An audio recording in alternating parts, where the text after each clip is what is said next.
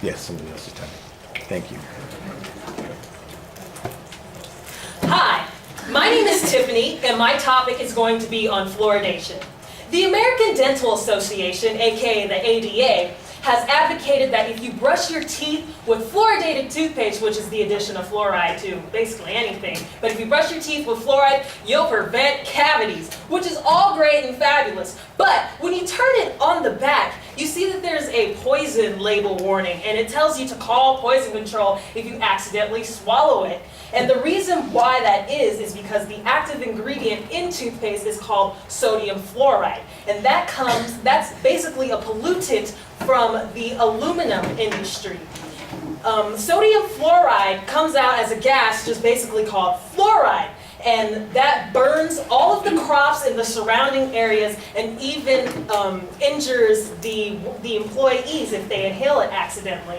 So what they try to do is they try to condense it down into a different product, and that being sodium fluoride.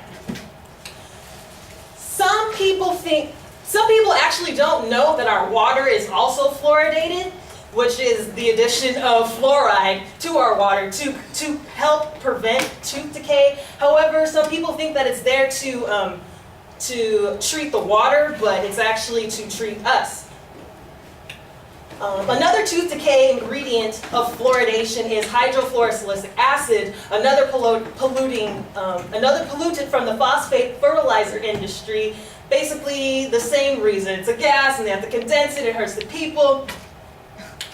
The British Fluoridation Society conducted a study in 2012, and they found that there are only 11 fluoridating countries that supply over 50% of their population with artificially fluoridated water. I'm so sorry. This has been going on since like the 1950s. So for over 6 decades, there have been data comparisons of tooth decay rates in fluoridated countries and non-fluoridated countries, especially those that have completely banned the idea of fluoridation because it is a poison. For example, there was a study done between 1970 and 2010 where they looked at fluoridated countries such as the US being one of the major offenders of fluoridation, and Ireland, another offender of fluoridation, and they noticed that the tooth decay rates were basically as low as the non-fluoridated countries such as Denmark and Japan. In the US, this policy is regulated by the EPA, or the Environmental Protection Agency, and with over 100 agencies and organizations backing behind it, it looks like it's here to stay. My supporting claim is water fluoridation is hazardous to public health.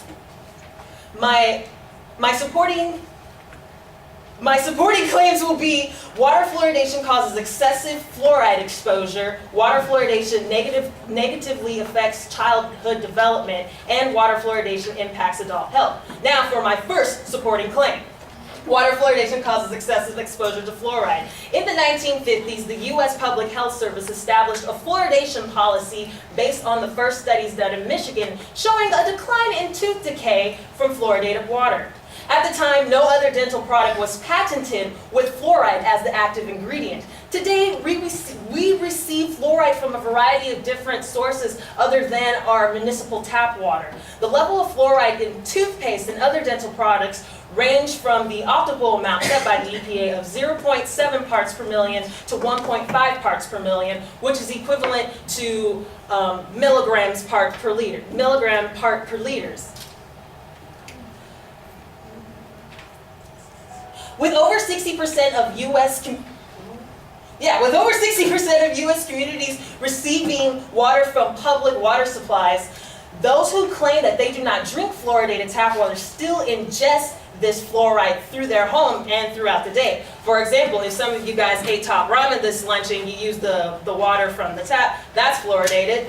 And for those of you who like to marinate under the shower, studies show that you can actually transdermally absorb fluoride through your skin.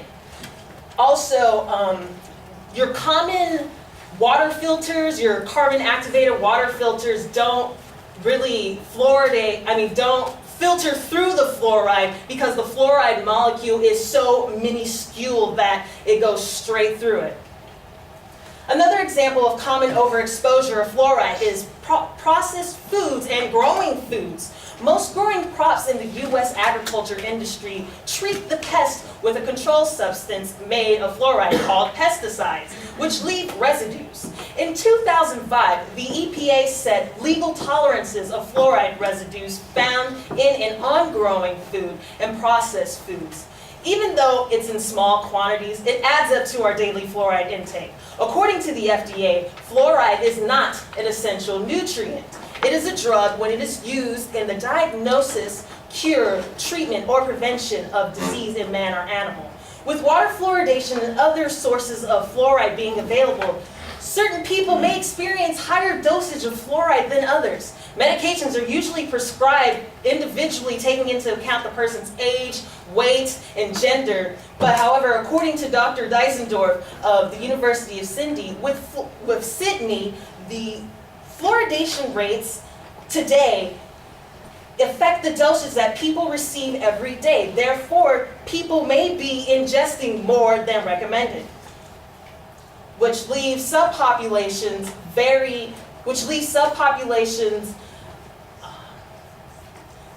prone to being affected by fluoride toxicity. Which brings me to my second supporting claim. Water fluoridation negatively affects childhood development. At the start of water fluoridation, it was used to help reduce dental decay in developing children. But with specially fluoridated baby water used for baby formula, infants are the most vulnerable to ingesting an excess of fluoride.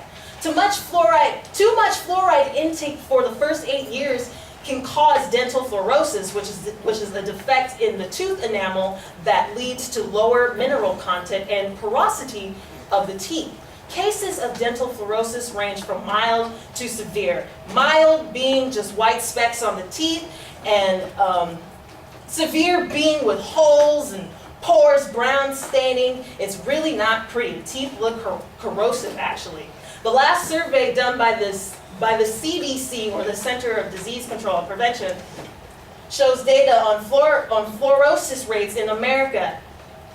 They compared it to rates done about in the late 80s, but this is the most recent data that they have, showing that in the 1980s there were about 22.6% of children with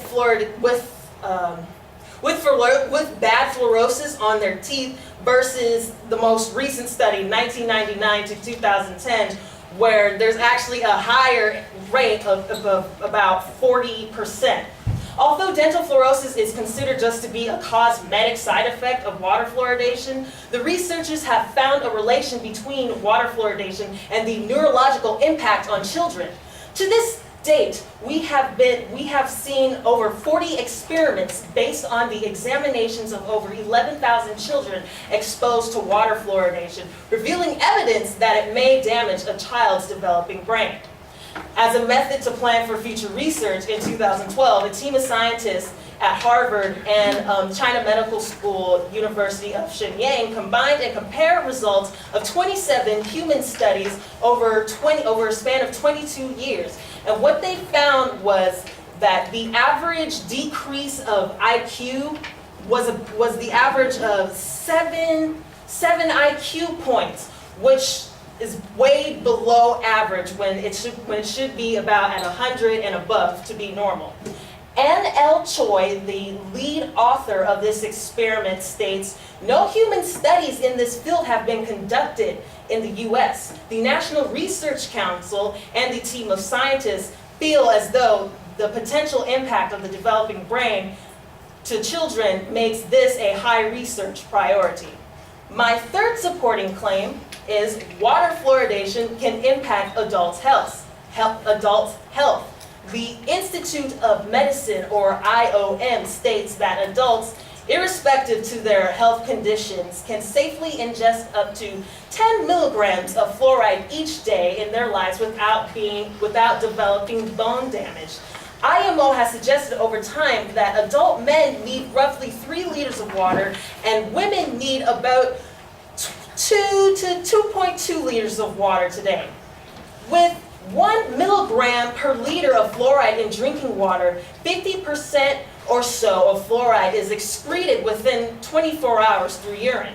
The remainder of the fluoride accumulates in calcium-rich tissues such as our teeth and bones. Because fluoride has a negative charge, it is attracted to positively charged ions such as calcium. Therefore, the accumulated fluorides can end up replacing the positive bonds in bone material.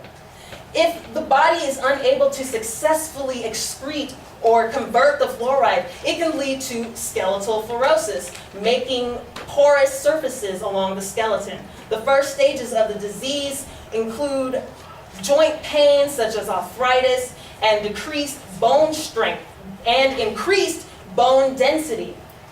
And then in the more severe stages, people can see that there's actually holes in their bones. Published case reports of skeletal fluorosis have reported that it can affect people who have been drinking fluoridated water all their lives. You're way over time. I I gotta know. stop I'm you. so sorry. I'm gonna have to stop you here. I'm sorry to do that. It's all good. All right. Thank you very much. Thank Appreciate you. it.